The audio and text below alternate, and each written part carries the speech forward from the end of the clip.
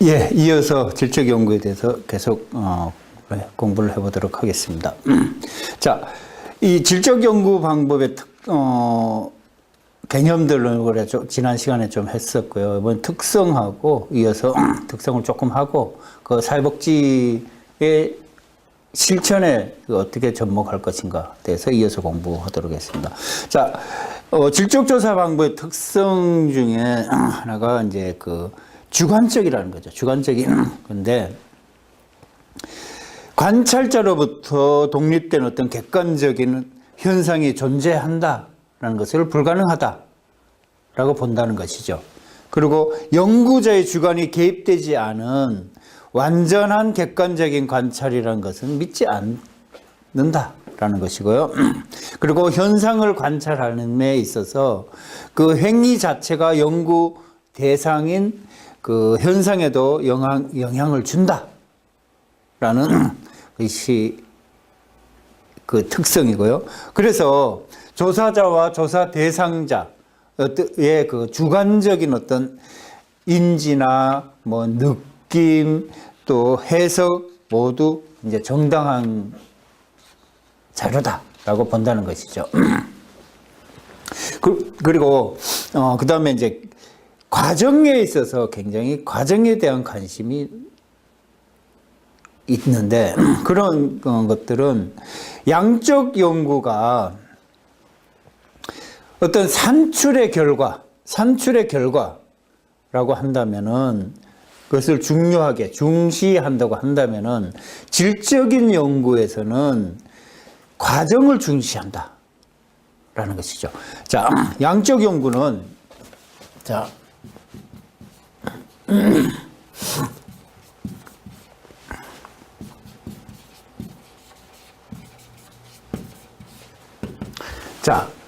양적 연구는 어떤 결과, 산출된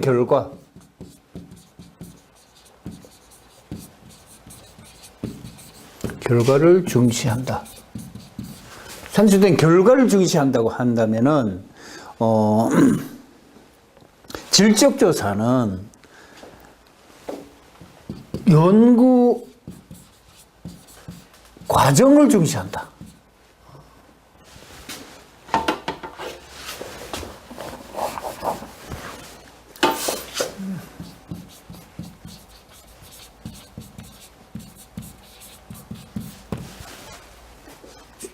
이것이 다르다는 것이죠. 질적 연구와 양적 연구는 연구를 하고 난 결과에 대해서 결과를 굉장히 중요시하는 것이 양적 연구다라고 한다면 연구되는 과정 속에 어떤 일들이 일어나는지 그것을 파악하는 것이 중요하다고 본다는 것이 질적 연구라는 것입니다. 예를 들면은 장애인 아동을 가진 가족이 있습니다. 그 가정에 대해서 이제 어떤 양적 연구 조사에서는 무슨 원인 때문에 어떤 문제가 발생했는지에 대해서 이제 관심을 가지고 연구를 한다고 한다면은 질적 연구에서는 아동과 부모의 의사소통을 어떻게 하는지 또 부모와 아동이 상호작용은 어떻게 일어나는지 그리고 변화는 어떻게 일어나는지 그리고 외부의 영향을 어떻게 받는지 외부의 영향에 대해서 어떻게 대응을 하는지 반응을 하는지 이러한 가족 체계 속에서의 전체적인 과정들을 본다는 것이 질적 연구라는 것이죠. 그리고 절차에 있어서 굉장히 유연성이 있는데요. 질적 조사에서는 양적 그 조사에 비해서 굉장히 유연하고 직관적인 연구조사 방법이다라는 것입니다. 조사에 필요한 어떤 절차나 단계나 그리고 사전에 논의되어야 될 것들을 엄격하게 규정하지 않는다는 것이죠. 그리고 연구자가 상황에 따라서 그 상황에 따라서 적절한 방법들을 스스로 채택해 나가는 그런 방법이 질적 연구 방법이라는 것이죠. 그리고 연구자의 경험이라든가 연구자의 직감이라든가 이런 것들에 의존해서 조사 단계나 절차나 이런 것들을 결정하게 되고 또 그것을 통해서 새로운 어떤 설명들, 어떤 개념들을 추출해낼 수 있는 그런 유연성이 있다는 것입니다. 질적 연구에서는. 그리고 기납적인 방법을 사용한다는 특성이 있죠. 논리와 경험을 결합하는 방법에 있어서 양적 조사는 이론에서 출발한다라고 한다면은 그렇다면은 경험적으로 검증해보고 보는 어떤 연역적인 그런 방법을 이제 주로 쓰게 되겠죠. 그러나 질적 조사 연구에서는 수집한 어떤 자료들, 그런 경험들 이런 것들을 근거로 해서 잠정적인 어떤 이론에 도달해 나가는 어떤 기납적인 연구 방법을 사용한다라는 것입니다. 그리고 질적 연구는 그 내용에 있어서 굉장히 질적으로 풍부한 내용을 가지고 있다라는 것입니다. 연구 대상이 되는 사람이나 케이스에 있어 어떤 현실 상황의 맥락을 이제 굉장히 중요시하기 때문에 다양하게 연결되는 어떤 상황들이 질적으로 그것을 묘사해내는 그러기 위해서는 이야기식의 어떤 서술 형태를 이제 산출해 내겠죠. 그러니까 연구자가 바라보면서 부족하고 이런 거 있을 때 그 연구 대상자로 하여금 질문을 통해서 이야기를 통해서 더 많은 자료들을 이제 불러내서 찾아내고 그래서 더 많은 풍부한 자료를 확보할 수 있다는 것이죠. 그리고 일반화의 이제 한계에 있어서는 양적 조사에 비해서 이제 질적 조사에서 도출되는 이론들 이런 걸 결정적이라기보다는 이제 잠정적으로 질적 연구에서는 잠정적으로 추론해내는 그러한 특성이 갖고 있겠죠. 있는데 특정한 집단에 관련된 경험이나 그런 것들을 깊이 있게 다루기 때문에 그 집단에 대해서는 가장 적절하고 가장 알맞는 그러한 설명 그리고 또 그러한 것들에 대한 이론 이런 것이 될 수 있을 수는 있는데 이제 다른 집단 이 외에 관찰하고 있지 않던 다른 집단에 대해서는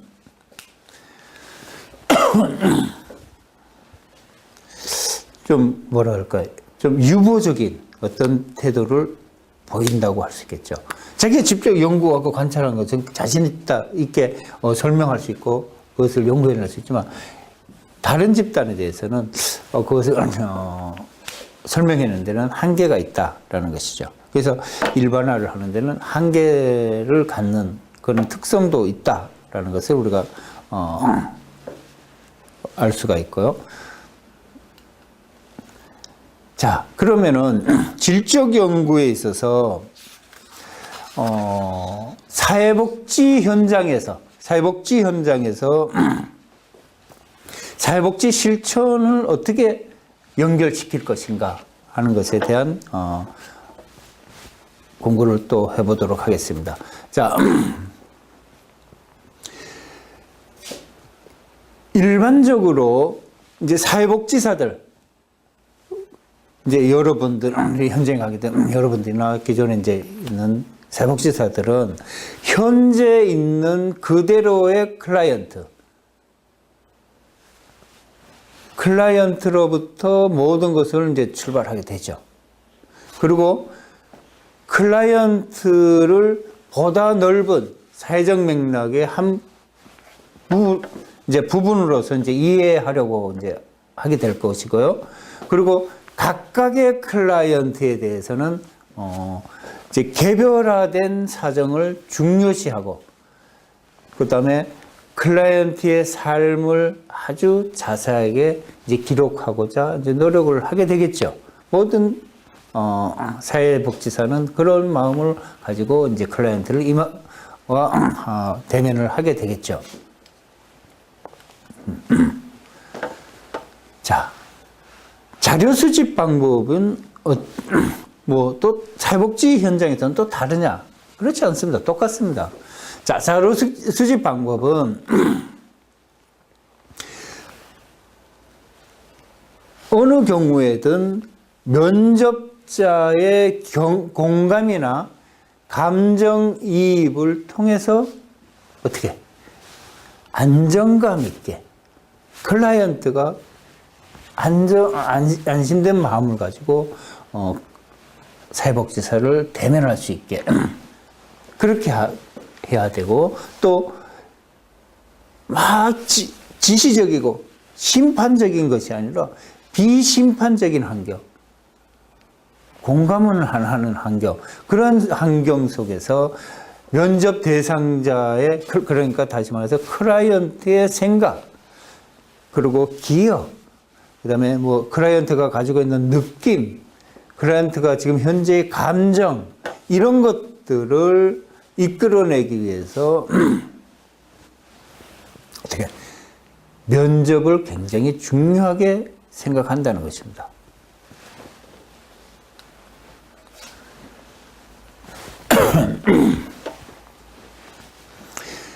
자, 임상 실천과 질적 연구와는 어떻게 이제 다르냐 하는 것을 우리가 이제 볼 수가, 이제 좀 이 표를 보면은 알 수가 있는데, 그 패러다임 전체는 우리가 현장에서는, 임상 실천 현장에서는 이론과 모델을 바탕으로 한 굉장히 규범적이다라는 것이라면은, 질적 연구에서는 비규범적이라는 것이죠. 그리고 질적 연구에서는 지식과 학문성에 중점을 둔다고 하면은, 현장에서는 어떻게 임상적인 어떤 의무감, 그 다음에 원조를 해주고 싶어야 한다는 그런 것들을 갖게 된다는 것이죠. 그리고 임상 실천에서는 슈퍼비전을 받는 실습 과정 같은 것이라면은 질적 연구는 교육과 훈련을 하는 데서는 교과 과정으로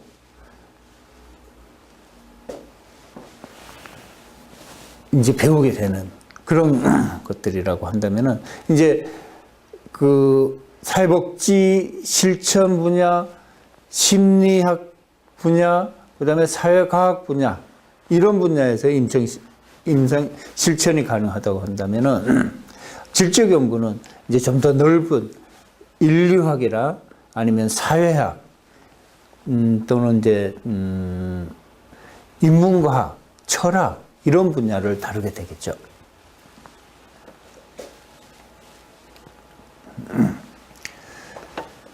자, 차이점은 어떤 것이냐 좀 볼까요? 패러다임에 있어서의 차이점은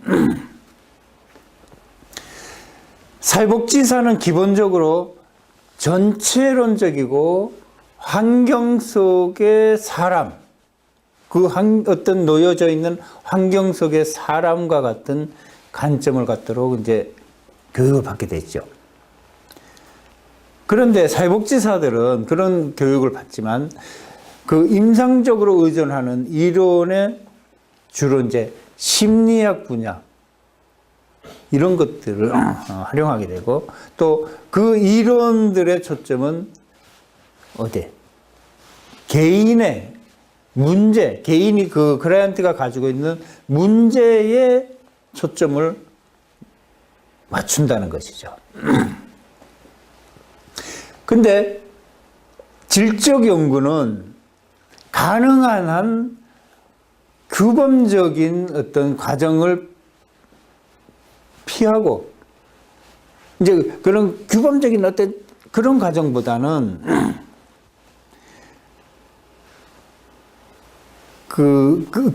그러한 그 과정 속에서 연구를 하는 것은 굉장히 좀 위험하다.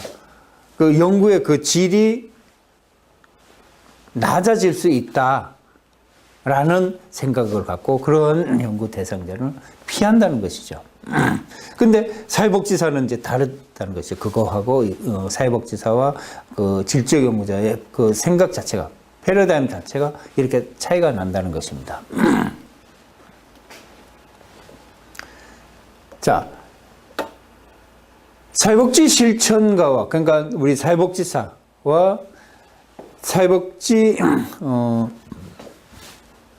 그 질적 연구와는 어떻게 목표 자체가 다르다라는 것이 무엇이 있는가 하면은,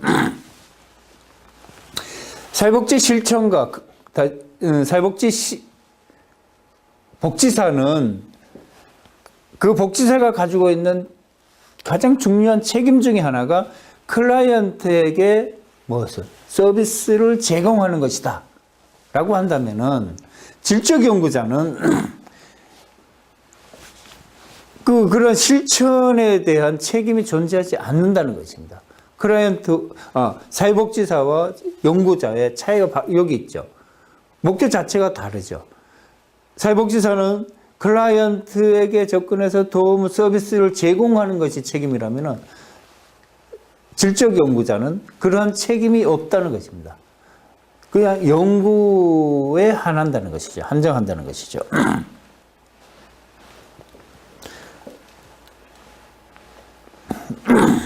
그리고 이제 교육 훈련,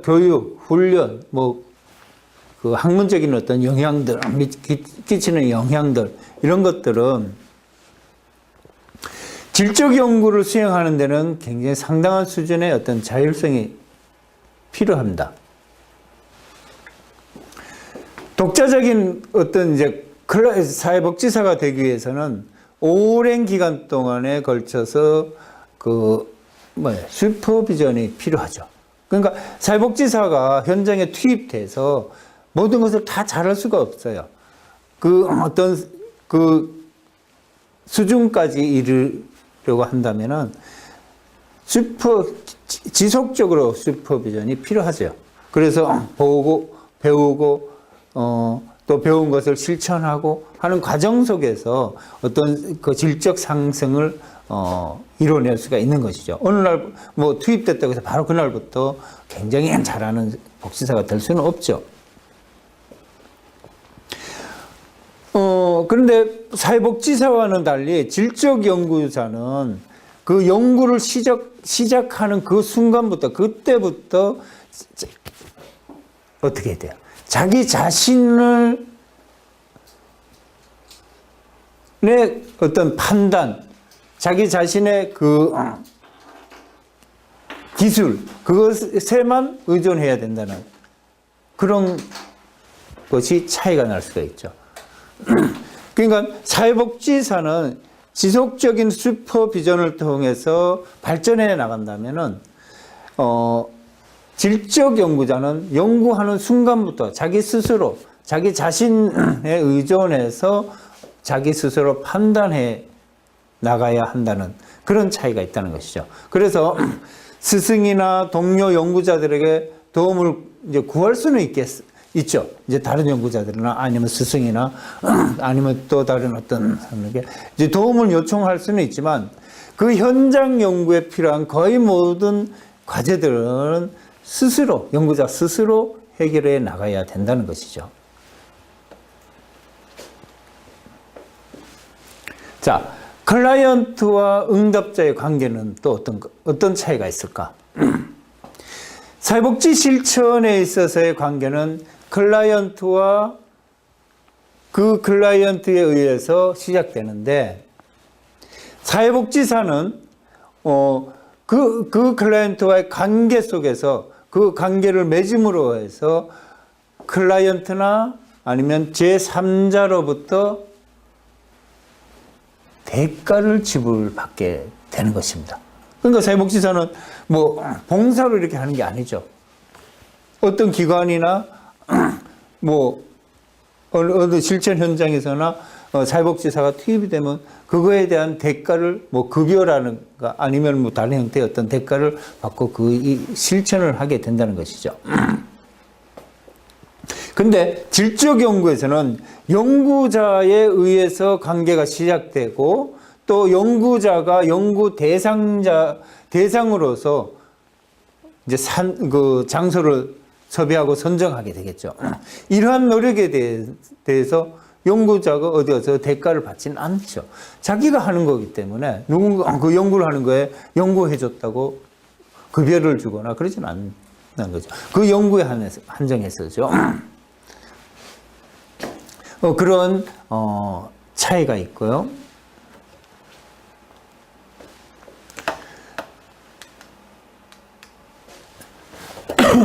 그리고 성공 여부에 대한 판단 기준이 어떤 것이 있느냐 하는 것을 좀 우리가 찾아보면은 사회복지 실천가의 그 성공은 클라이언트와 그 클라이언트가 가지고 있는 변화들을 어떻게 동료 실천가들 그러니까 또 다른 사회복지사들이 인정을 하느냐 안 하느냐 이런 거에 있다고 한다면은 연구자의 성공은 그 연구 과제가 가지고 있는 학문적인 어떤 엄격성, 학문적인 어떤 그런 것들의 판단을 요한다는 것이죠. 그래서 사회복지사는 자기가 실천하는 과정들을 주변의 다른 사회복지사들에 의해서 평가를 받는 반면 연구자는 연구 결과물에 대해서 학문적으로 그 엄격성과 그 학문적인 어떤 그런 것들을 에 의한 판단의 기준이 된다는 것입니다.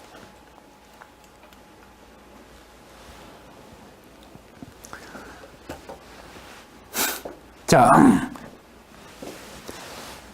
이제 어떤 용도에 또 이런 질적 연구가 사용될 것인가 하는 것이 이제 좀 알아보면요.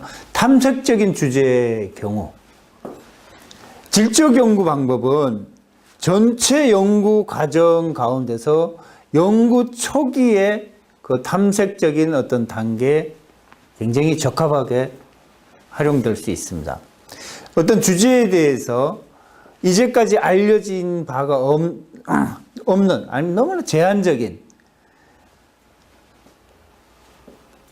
그런 것이라고 한다면은 그러한 것에 따라서 주제에 대한 보다 심층적인 이해가 필요하다는 것이죠. 그리고 민감하고 정서적인 그런 것들이 깊은 주제, 이런 경우에는 이제 사회적으로 금기시하는 것들이 있죠. 왜? 금기시하는 어떤 행위에 대한 연구를 이제 한다고 한다면은 아마도 질적 연구만이 가능하겠죠. 아주 어떤 뭐 사회적으로 이제 금기시하고 엄격하게 다루는 어떤 그런 문제들이, 사회 문제들이 있다고 칩시다.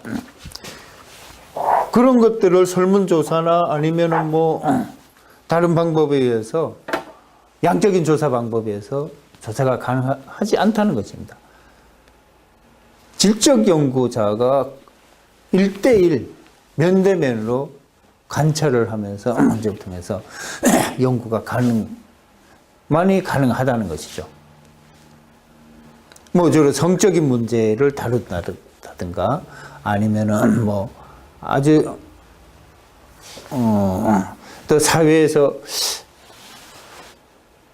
이렇게 논의 자체가 굉장히 금기시되어 있는 이런 것들은 양적 조사는 사실 불가능하다는 것이죠. 거의 유일하게 질적 연구만이 그것을 할 수 있다라는 것입니다. 자, 삶의 어떤 의미를 돌출해내는 경우, 그런 경우에는 어떤 삶을 살고 있는지 그 사람들의 시각으로부터 어떻게 살아있는 경험에 대한 것들을 이제 얻을 수가 있는데, 동시에 그런 삶 속에서 어떤 의미를 돌출내고자 할 경우에 이런 질적 연구가 필요하다는 것이죠. 그리고 블랙박스 내면에 있는 것처럼 보여지지 않는 그런 것들을 이해하려고 하는 경우에도 질적 연구 방법은 이제 그 보여지지 않는 블랙박스 같은 그 안에 내부에 어떤 일들이 일어나고 있는지 탐구하는데 이 질적 연구조사가 굉장히 유용하다라는 것입니다.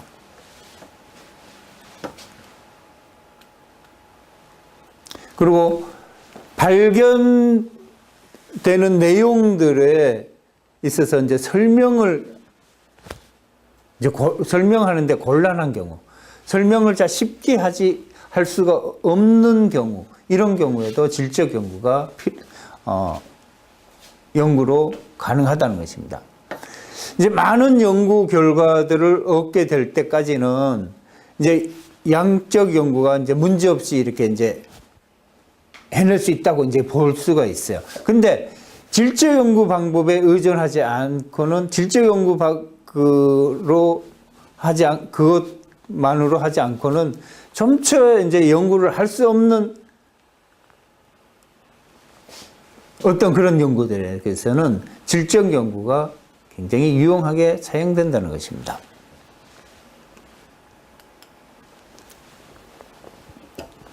그리고 이제 연구와 그리고 이제 어떤 그 적극적인 행동들, 이런 것들을 하나로 묶고자 하는 경우에, 그런 경우에는 적극적인 행동을 취하고 참여하고, 그리고 그 연구를 한다는 것에 이제 그 억압된 사회, 어떤 부정에 맞서서 대응하는 그러한 것들로 이제 묶어서 질적 연구가 가능하다는 것이죠. 이제 무슨 얘기냐 하면은, 1960년대, 70년대 지역사회 운동가들, 아니 또 페미니스트들, 그리고 그 3세계 해방 운동가들, 이런 데에서 이제 그 행동주의 연구는 그 어떤 지식 창출을 부여했는데,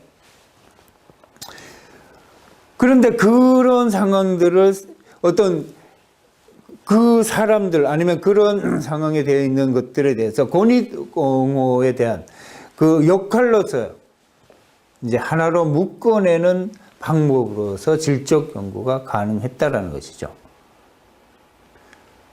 억압받고 그리고 사회로부터